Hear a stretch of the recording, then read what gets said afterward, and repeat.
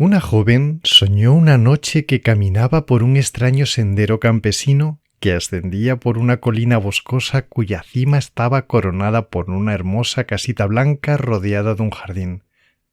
Incapaz de ocultar su placer, llamó a la puerta de la casa, que finalmente fue abierta por un hombre muy anciano con una larga barba blanca. En el momento en que ella empezaba a hablarle, despertó. Todos los detalles de este sueño permanecieron tan grabados en su memoria que por espacio de varios días no pudo pensar en otra cosa.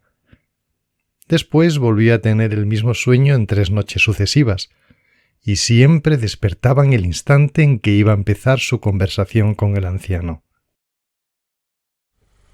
Pocas semanas más tarde, la joven se dirigía en automóvil a Lichfield, donde se realizaba una fiesta de fin de semana. Pero de pronto tironeó la manga del conductor y le pidió que detuviera el automóvil. Allí, a la derecha del camino pavimentado, estaba el sendero campesino de su sueño. «¡Espéreme un momento!», suplicó, y echó a andar por el sendero con el corazón latiéndole alocadamente. Ya no se sintió sorprendida cuando el camino subió enroscándose hasta la cima de la boscosa colina y la dejó ante la casa cuyos menores detalles recordaba ahora con tanta precisión. El mismo anciano del sueño respondió a su impaciente llamada. «Dígame», dijo ella, «¿se vende esta casa?»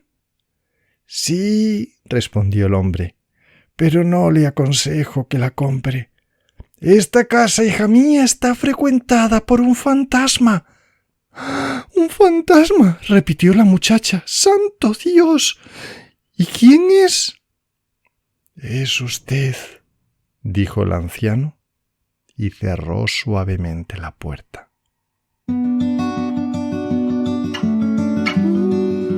Hola, bienvenido al rincón de las historias del juglar. Hoy no he podido evitar empezar con este microcuento anónimo que acaba de caer en mis manos titulado La Casa Encantada. Resulta que un amigo me ha dejado un libro titulado Antología del Cuento Extraño.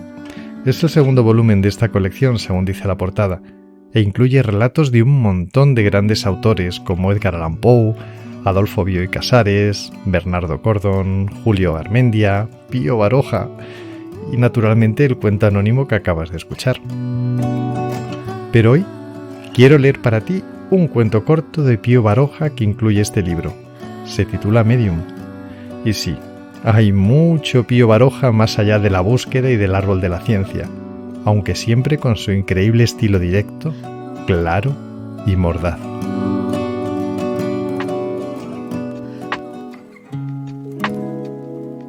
Pío Baroja nació en San Sebastián en 1872 y falleció en Madrid en 1956. Fue un autor prolífico que escribió más de 50 obras entre novelas, ensayos y cuentos. Es sin duda uno de los más destacados autores de la generación del 98, un grupo de escritores que se caracterizó por su interés en la identidad española y su preocupación por la situación política y social de España.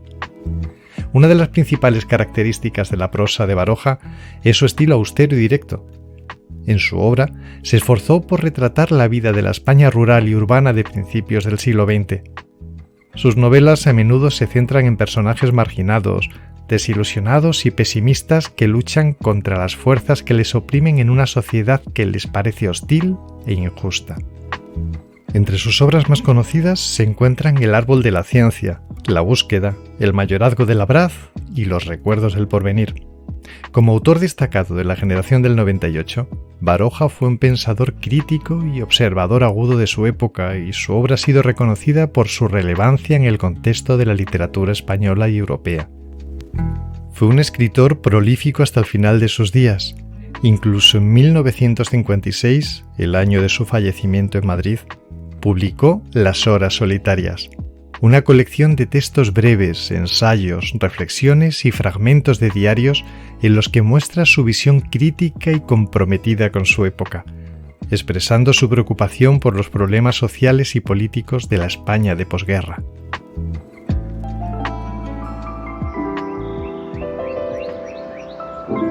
En el año 1900, Pío Baroja publica Vidas sombrías, una colección de cuentos que comparten una temática común: la vida de personajes marginados y desesperanzados frente a una sociedad que les resulta hostil e injusta. Entre estos cuentos figura Medium, el cuento que hoy quiero leer para ti. Es breve y está narrado en primera persona con ese estilo austero y directo tan característico de la prosa barogiana. En él, el narrador se presenta a sí mismo, describiendo su temperamento y su situación actual, pero enseguida realiza un salto al pasado recordando su infancia y un hecho que vivió junto a Roman Hudson, un amigo del instituto. Y esta situación le hace plantearse si la infancia es realmente tan hermosa como la mayor parte de las personas se empeña en decir. Pero bueno, ya está bien, no quiero seguir chafándote el relato. Mejor me callo y te dejo con Medium. Así que ponte los cascos, sube el volumen y deja que sea el propio Pío Baroja quien te lo cuente. Allá vamos.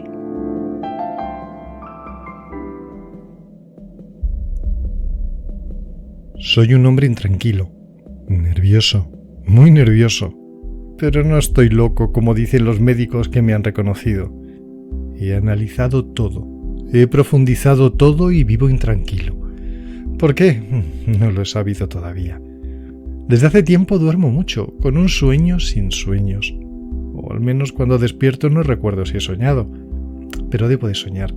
No comprendo por qué se me figura que debo de soñar, a no ser que esté soñando ahora cuando hablo. Pero duermo mucho, una prueba clara de que no estoy loco. La médula mía está vibrando siempre, y los ojos de mi espíritu no hacen más que contemplar una cosa desconocida. Una cosa gris que se agita con ritmo al compás de las pulsaciones de las arterias de mi cerebro. Pero mi cerebro no piensa, y sin embargo, está en tensión. Podría pensar, pero no piensa. ¡Ah! ¡Os sonreís! ¿Dudáis de mi palabra? Pues bien, sí, lo habéis adivinado. Hay un espíritu que vibra dentro de mi alma. Y os lo contaré.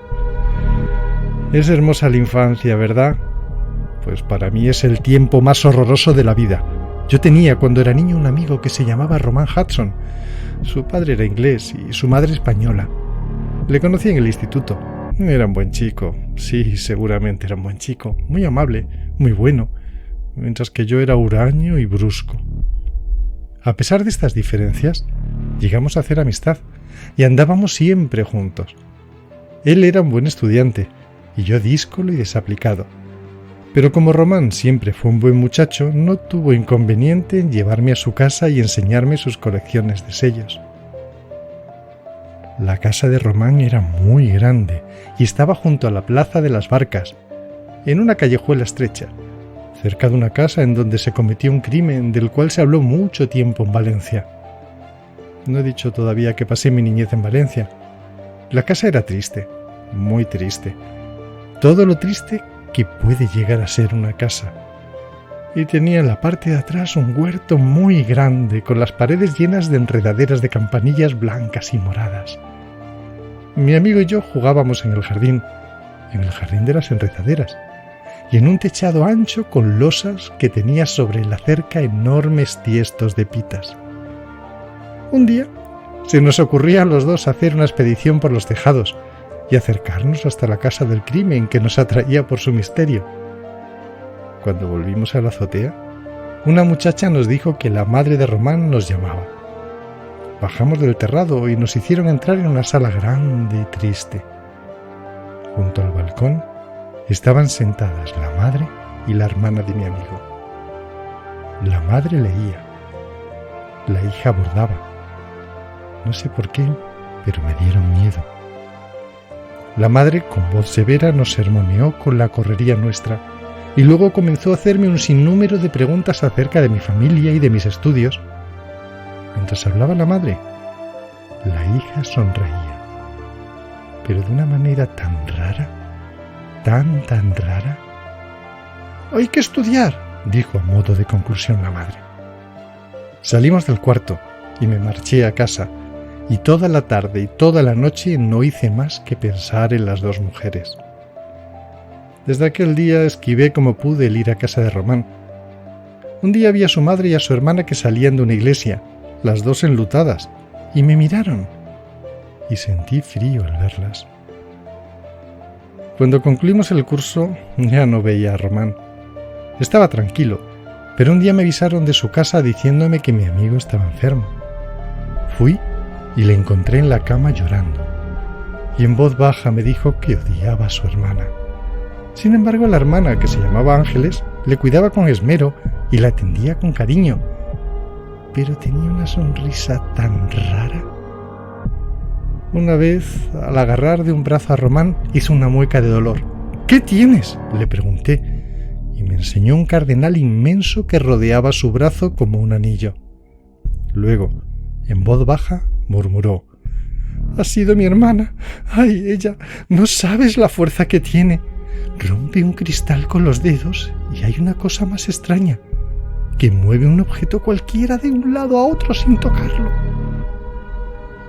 Días después, me contó temblando de terror que a las 12 de la noche, hacía ya cerca de una semana, que sonaba la campanilla de la escalera. Se abría la puerta y no se veía a nadie.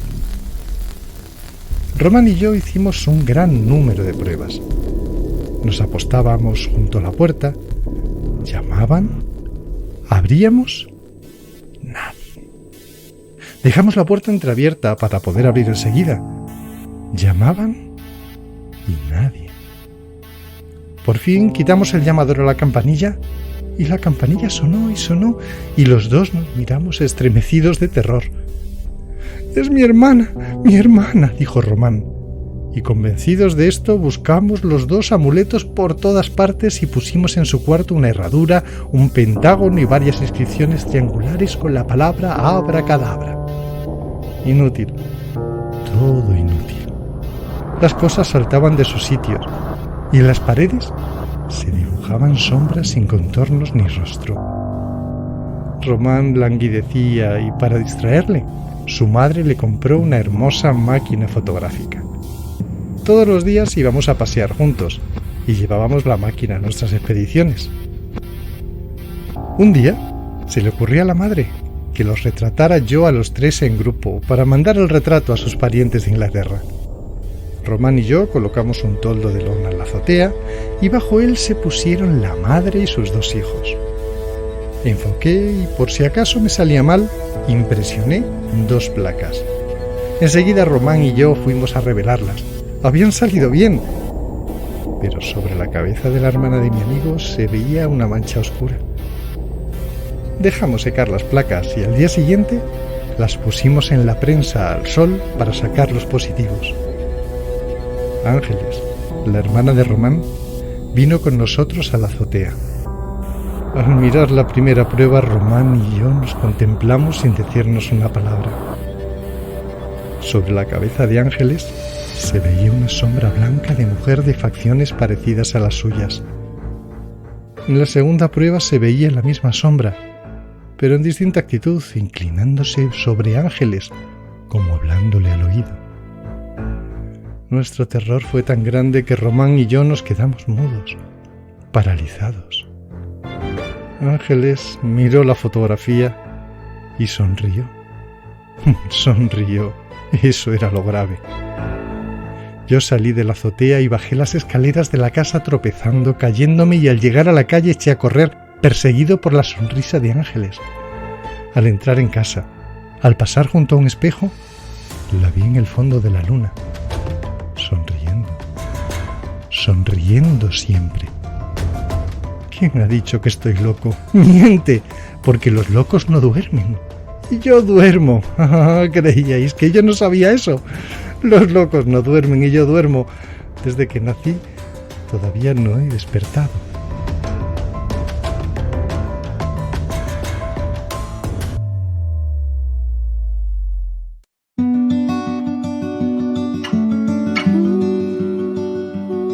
¿Aún sigues aquí? ¡Qué alegría no verte aburrido todavía!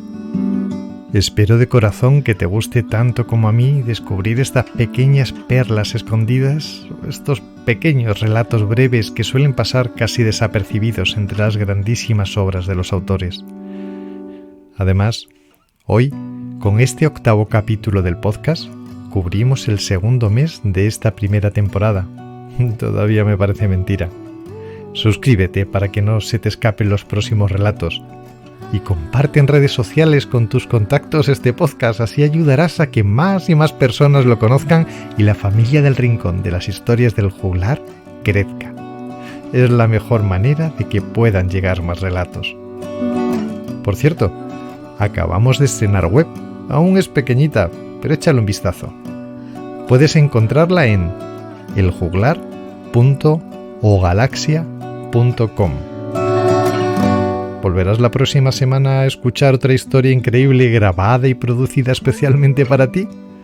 Ay, eso espero. Desde luego, yo ya cuento los días. Y recuerda, nunca dejes de leer y de sorprenderte. Un fuerte abrazo.